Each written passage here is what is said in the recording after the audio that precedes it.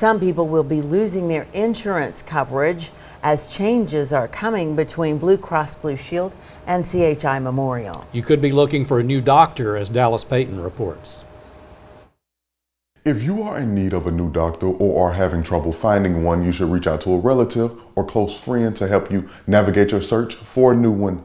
Dr. Matthew Hitchcock with Hitchcock Family Medicine says if a relative or close friend doesn't work out, then there's other ways. A lot of times if you have insurance and you want to use your insurance to see the physician, a good starting place is actually to reach out to your insurance and say, hey, who is in network with my insurance? US News, I think, has a website that people can kind of look up doctors. Doximity is another one where people can kind of look up doctors, and that one sometimes will pull in specialists for them. But yeah, oftentimes it's Google for finding those around you. Dr. Hitchcock expressed that people should always do their research and ask questions when looking for a new physician. The biggest thing when I talk to people, even when people come here to see me, you're having a good relationship. So making sure your personalities mesh with the primary care physician is probably one of the most important things.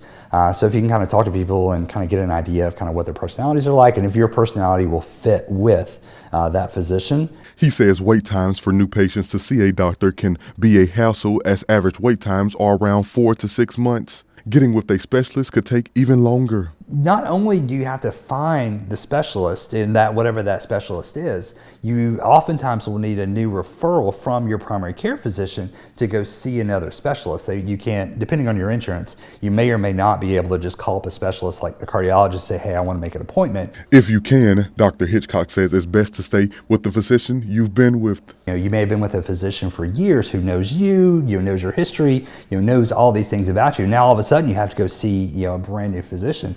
And there's quite a few studies out there that show people have better health outcomes and just better outcomes if they have continuity, if they're with the same physician kind of over time. For Local 3 News, I'm Dallas Payton.